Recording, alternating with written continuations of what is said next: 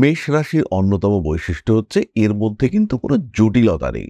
ভালো তো ভালো, খারাপ তো খারাপ, তোমাকে পছন্দ করি না, সামনে বলবো, এই ক্ষমতা মেষের মধ্যে রয়েছে।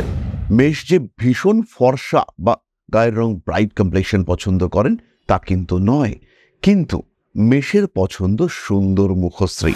পার্টনার হিসেবেও মেষ ভীষণ ভালো। মেষের মতন কেয়ারিং, মেষের মতন ডেয়ারিং, মেষের মতন সাহসী এরকম পার্টনার খুঁজে পাওয়া কিন্তু ভীষণ কঠিন।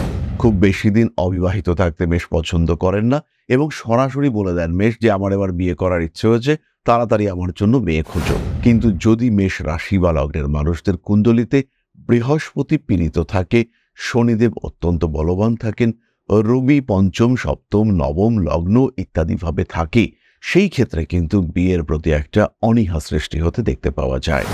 এই মুহূর্তে মেষ রাশি বা লগ্নের মানুষদের কিন্তু বিবাহের সম্পূর্ণ কম্বিনেশন চলছে। সপ্তম ভাবের উপর রাহু, বৃহস্পতি এদের সম্মিলিত দৃষ্টি রয়েছে এবং এই দৃষ্টি কন্টিনিউ করবে 10ই অক্টোবর পর্যন্ত। ফলে মেষ রাশি বা লগ্নের মানুষদের বিয়ের কথাবার্তা ফাইনালাইজ হওয়া, বিয়ের কথাবার্তা এগোনো ইত্যাদির সম্ভাবনা রয়েছে। আপনার পেশাক্ষেত্র, কর্মক্ষেত্র, সেখান থেকে বিয়ের কথাবার্তা উঠবার সম্ভাবনা সবচেয়ে বেশি।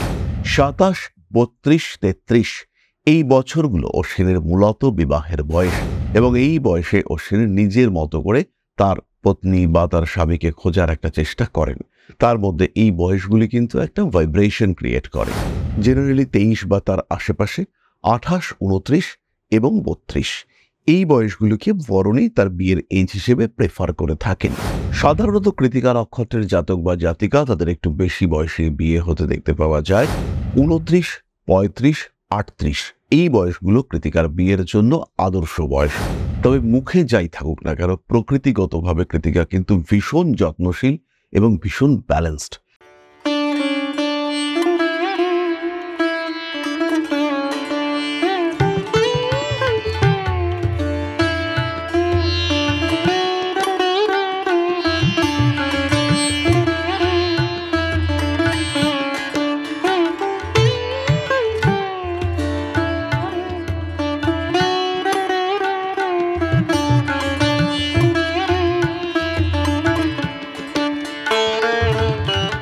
নমস্কার, ঋষিবাণী ইনস্টিটিউট অফ ভেদিক অ্যাস্ট্রোলজির পক্ষ থেকে স্বাগত জানাই আজকের জ্যোতিষ আলোচনায়। আমি শান্তনু, আপনাদের সঙ্গে। আলোচ্য বিষয় বিশুদ্ধ জ্যোতিষ। প্রত্যেকটি মানুষের মনের মধ্যে প্রশ্ন জাগে, আমার পার্টনার কেমন হবে, আমার জীবন সঙ্গী কেমন হবে, বা কেমন মানুষের সঙ্গে আমি সম্পর্ক সৃষ্টি করতে পারি। এরকম প্রশ্ন বারবার আপনারা কমেন্টে করেছেন। কোন মানুষটির সঙ্গে আমার সম্পর্ক হতে পারে এবং কোন বয়সে, এক্স্যাক্টলি কোন বয়সে এই সম্পর্ক আমরা প্রাপ্ত হতে পারি, এরকম কয়েকটি বিষয় নিয়েই আমরা আলোচনা করব এবং তার সঙ্গে থাকবে নাক্ষত্রিক আলোচনা। তবে এই ধরনের আলোচনা একেবারেই সাধারণ আলোচনা, এটা আপনাদের খেয়াল রাখতে হবে। একজন মেষ রাশির মানুষ, তার সপ্তমে রাহু রয়েছে, আর সেই মেষ রাশিরই মানুষ তার সপ্তমে শুক্র রয়েছে। দুজনের মানসিকতা, দুজনের পছন্দ কিন্তু সম্পূর্ণ আলাদা। কিন্তু যদি আমরা পুরো বিষয়টিকে জেনারেলাইজ করি, অর্থাৎ শুধুমাত্র মেষ রাশি, তার সপ্তম ভাবটি হচ্ছে তুলা, এই তুলার রেসপেক্টে যদি আমরা ক্যালকুলেট করি, তাহলে একটা সাধারণ ধারণা আমরা প্রাপ্ত হব এবং এই সাধারণ ধারণাটাই আমরা আজকে আপনাদের সাথে শেয়ার করব। মেষ কালপুরুষের প্রথম রাশি, একদম স্ট্রেট ফরওয়ার্ড এই রাশি। মেষ রাশির অন্যতম বৈশিষ্ট্য হচ্ছে এর মধ্যে কিন্তু কোনো জটিলতা নেই। ভালো তো ভালো, খারাপ তো খারাপ, তোমাকে পছন্দ করি না, সামনে বলবো, এই ক্ষমতা মেষের মধ্যে রয়েছে। ওই ঘুরিয়ে পেঁচিয়ে কথাবার্তা বলা, এই সমস্ত কিন্তু মেষ একেবারেই পছন্দ করেন না। যা হবে সামনাসামনি, যা হবে সরাসরি। এই বিশ্বাসে বিশ্বাসী মেষ রাশি বা লগ্নের মানুষরা তারা জীবন সঙ্গী সিলেকশনের সময়, পার্টনারশিপ সিলেকশনের সময় যে বিরাট চিন্তা ভাবনা করেন তা কিন্তু নয়। সাধারণত মেষ রাশি বা লগ্নের মানুষরা যাকে পার্টনার হিসেবে পেয়ে থাকেন তাকে নিয়েই সন্তুষ্ট থাকতে পছন্দ করেন। মেষ তার পার্টনারকে ভালোবাসেন এবং মেষ তার পার্টনারকে নিয়েই চলতে চান। এদিক ওদিক তাকানোর চিন্তা, এটা কিন্তু সাধারণত মেষের মধ্যে দেখতে পাওয়া যায় না। পরিবেশ, পরিস্থিতি, গ্রহ অবস্থান আলাদা হতেই পারে, কিন্তু ইন জেনারেল মেষ কিন্তু একমুখী। মেষের মধ্যে ডাইভারশন অনেক অনেক কম। এবার প্রশ্ন হলো, কেমন পার্টনার মেষ পছন্দ করবেন? মেষের পার্টনার হবেন রুচিশীল, মেষের পার্টনার হবে একটু লম্বাটে গড়নযুক্ত।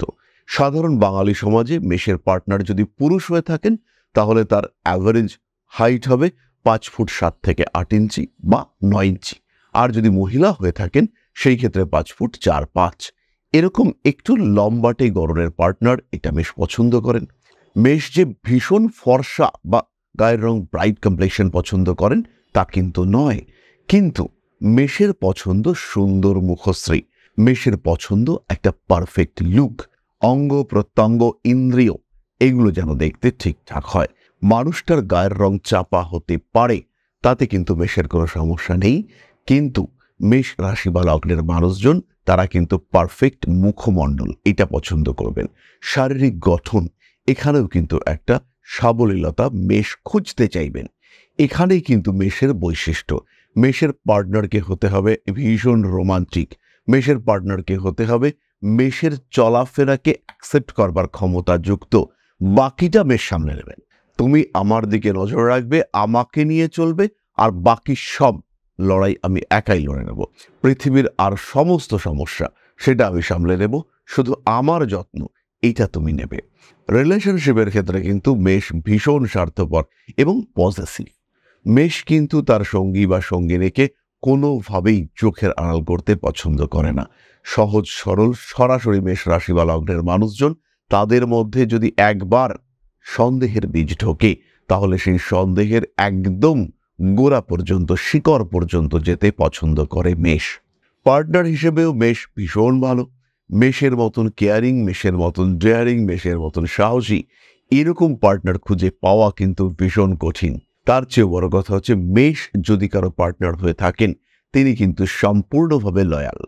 এই ক্ষেত্রে কিন্তু কোনো রকম সংশয় সাধারণত আসে না।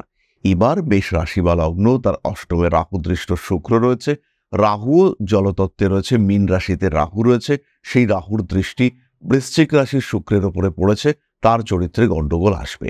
কিন্তু ইন জেনারেল মেষ রাশি বা লগ্নের কথা যদি আমরা ভাবি সেই ক্ষেত্রে তার চরিত্র কিন্তু সম্পূর্ণ বিশুদ্ধ।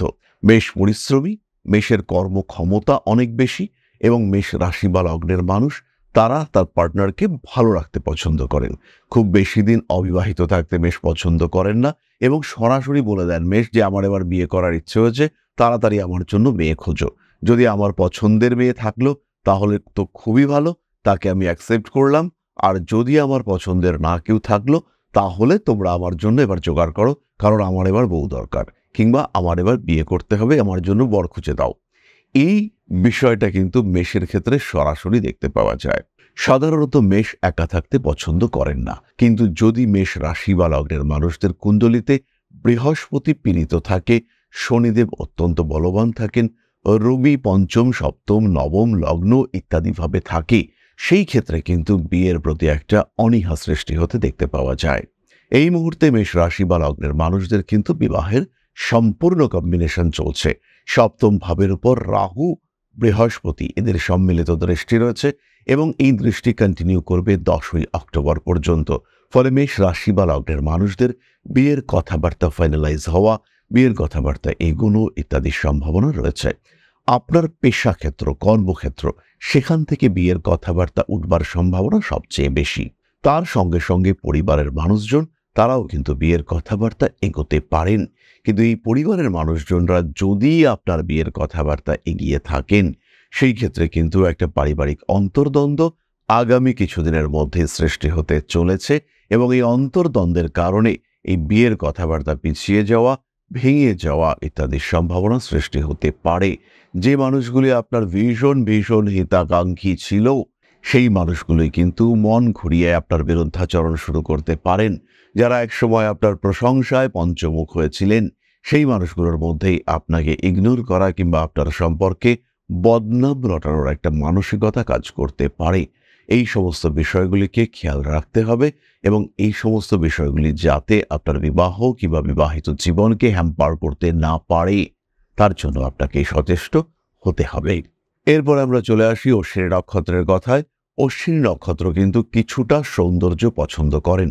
অশ্বিনী নক্ষত্রের অ্যাট্রাকটিভ পাওয়ার ভীষণ বেশি, এবং তার সঙ্গে সঙ্গে অশ্বিনীর কিন্তু নিজস্ব একটা আলাদা শৈল্পিক সত্তা এবং রুচি রয়েছে।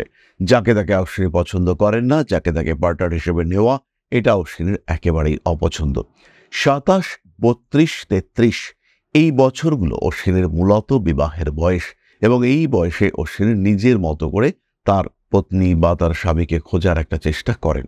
তার মধ্যে এই বয়সগুলি কিন্তু একটা ভাইব্রেশন ক্রিয়েট করে। পার্টনারকে হতে হবে দায়িত্বপূর্ণ, এবং পার্টনারকে অবশ্যই হতে হবে অনেস্ট। মিথ্যে কথা অশ্বিনী কিন্তু একদম সহ্য করবেন না। অশ্বিনীর মধ্যে ভীষণ রকম কেয়ারিং অ্যাটিটিউড রয়েছে, তাই অশ্বিনীকে বিয়ে করা এটা কিন্তু অবশ্যই ভাগ্যের বিষয়। তবে যদি কোনো মানুষ এরকম হয়ে থাকেন, কথায় কথায় মিথ্যে কথা বলেন কিংবা বাড়িয়ে কথা বলা যাদের অভ্যেস, দায়িত্বজ্ঞানহীন ব্যক্তিবর্গ, এদের কিন্তু পার্টনার হিসেবে অশ্বিনীকে সিলেক্ট করা একেবারেই উচিত নয়। এবং অশ্বিনীরও উচিত বিয়ের আগে একবার জাজ করে নেওয়া যে আমার পার্টনার কতটা অনেস্ট, কারণ অশ্বিনীর সান্নিধ্য এটা কিন্তু ভাগ্যবানরাই পেয়ে থাকেন। অশ্বিনী নক্ষত্র তার পার্টনার হিসেবে একজন ভালো বন্ধুকে পছন্দ করেন, যার সঙ্গে তিনি তার মনের কথাবার্তা শেয়ার করতে পারবেন, যাকে তিনি বেশ খানিকটা আপন করে নিতে পারবেন এবং যার কাছে তিনি সম্পূর্ণ উন্মুক্ত হতে পারবেন, যার সঙ্গে তার কোনো গোপনীয়তা থাকবে না। এরকম পার্টনার অশ্বিনী পছন্দ করেন। আর যদি এরকম পার্টনার পাওয়া যায় তাহলেই কিন্তু অশ্বিনী হ্যাপি থাকতে পারেন। পরবর্তী নক্ষত্র ভরণী। এদের এজ অফ ম্যারেজ এটা কিন্তু একটু আর্লি হয়ে থাকে, জেনারেলি 23 বা তার আশেপাশে, 28, 29 এবং 32 এই বয়সগুলোকে ভরণী তার বিয়ের এজ হিসেবে প্রেফার করে থাকেন।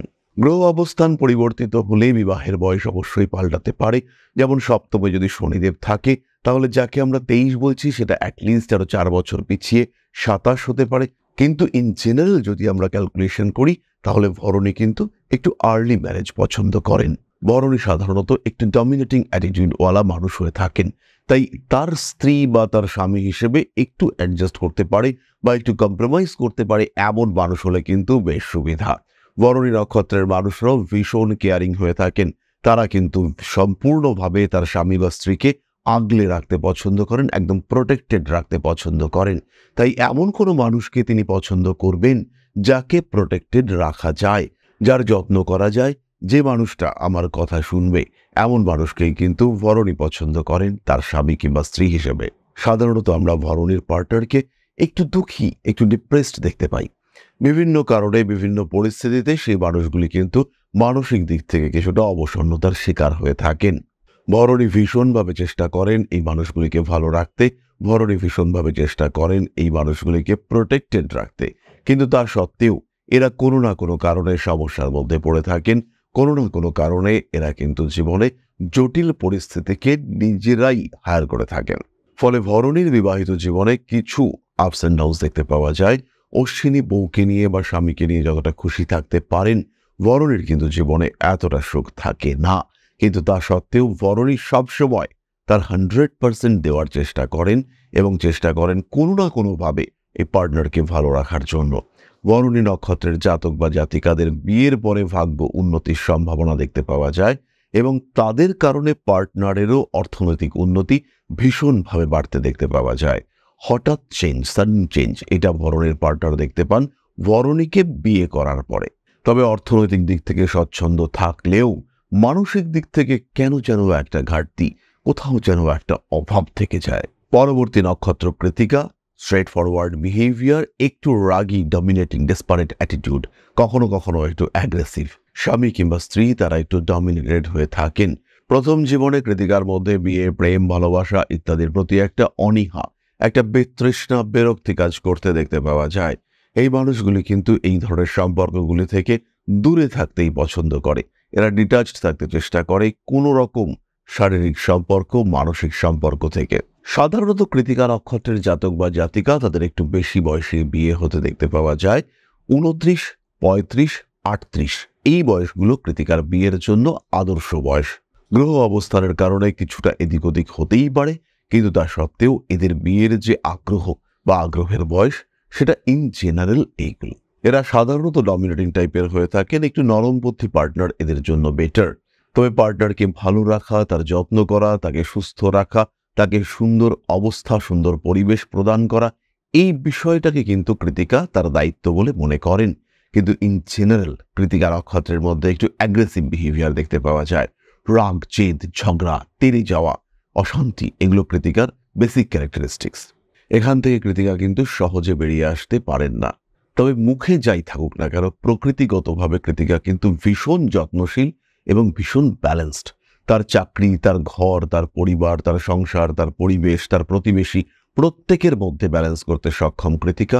প্রচুর খাটতে পারেন কৃতিকা এবং এই পরিশ্রমের কারণে কৃতিকা কিন্তু সমস্ত দোষকে ঢাকা দিয়ে ফেলতে পারেন, নিজেকে অপরিহার্য করে তুলতে পারেন কৃতিকা। তাই সমাজে, সংসারে, পরিবারে তার প্রয়োজনীয়তা কিন্তু অনস্বীকার্য। অবস্থা যাই থাকুক না কেন, বিহেভিয়ার যাই হোক না কেন, তাকে কিন্তু প্রয়োজন।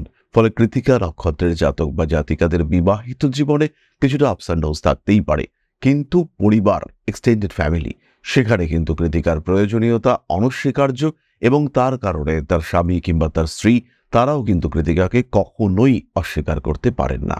সুতরাং মেষ রাশি বা লগ্নের মানুষদের বিয়ে কেমন হবে, কোন বয়সে বিয়ে হতে পারে, বিবাহিত জীবন কেমন হবে, পার্টনার কেমন হতে পারেন, এই সম্পর্কে একটা সাধারণ ধারণা আমরা তো পেয়েই গেলাম। এর সঙ্গে সঙ্গে রয়েছে কিছু নেগেটিভ বা পজিটিভ গ্রহ অবস্থান। সপ্তম ভাবে দেবগুরু বৃহস্পতি অবস্থান করে রয়েছেন স্বাতি নক্ষত্রে, রাহু কুম্ভ রাশিতে বসে রয়েছে এবং পূর্ব ভাদ্রপদ নক্ষত্রে। সাকসেস আসবেই, বিবাহিত জীবন অত্যন্ত ভালো এবং বিয়ের পরে ভাগ্য উন্নতি হবেই, নিশ্চিন্তে থাকা যায়। আবার ঠিক এই একই রকম কম্বিনেশন বৃহস্পতি সপ্তমেই বসে রয়েছে, সেই স্বাতি নক্ষত্রেই বসে রয়েছে, কিন্তু এবার রাহু চলে এসেছে কন্যা রাশিতে এবং সেই রাহু অবস্থান করে রয়েছে উত্তর ফাল্গুনী নক্ষত্রে। বিয়ে টিকবে না। বিবাহিত জীবনে বিয়ের পরের থেকেই অশান্তি, বলা যেতে পারে বিয়ের পরের দিন থেকেই শুরু হবে প্রবল অশান্তি। এই ধরনের ঘটনাগুলি মানুষকে কিন্তু বিভ্রান্ত করে তুলতে পারে। সুতরাং গ্রহ অবস্থান জাজ করতে হবে। সমস্যা থাকলেও তার বেশিরভাগেরই সমাধান সূত্রও রয়েছে, আর সেই সমাধান সূত্র খুঁজে বার করবার পথে আপনার সাথে থাকতে পারে আপনার জ্যোতিষ বন্ধু। সমস্যা অতিক্রম করবার, জীবনের টক্সিক পার্টগুলিকে রিডিউস করবার জন্য এটাই আদর্শ সময়। কি হতে চলেছে, আদৌ আপনার সম্পর্কের ভবিষ্যৎ কি, কতটা উন্নতি আপনি করতে চলেছেন, কতটা উন্নতি আপনার পক্ষে করা সম্ভব, এই সম্পর্কে সঠিক ধারণা আপনার জীবন পথের পরিকল্পনা করতে সাহায্য করবে। তাই সমস্যা বর্জিত জীবনযাপন করবার জন্য সরাসরি যোগাযোগ করুন আপনার জ্যোতিষ বন্ধুর সাথে। আমাদের সঙ্গেও আপনি সাক্ষাৎ করতে পারেন অনলাইন কিংবা অফলাইনে। আমরা থাকছি উত্তর কলকাতা, দক্ষিণ কলকাতা, তার সঙ্গে দুর্গাপুর এবং আগরতলাতেও। তাহলে আজকের আলোচনা আমরা আর দীর্ঘায়িত করব না। সবাই সুস্থ থাকুন, ভালো থাকুন। মা শ্রী আদিশক্তির আশীর্বাদে সম্পূর্ণ হয়ে উঠুক আপনাদের জীবন, সমৃদ্ধ হয়ে উঠুক আপনার জীবন। নমস্কার, জয় মা আদিশক্তি।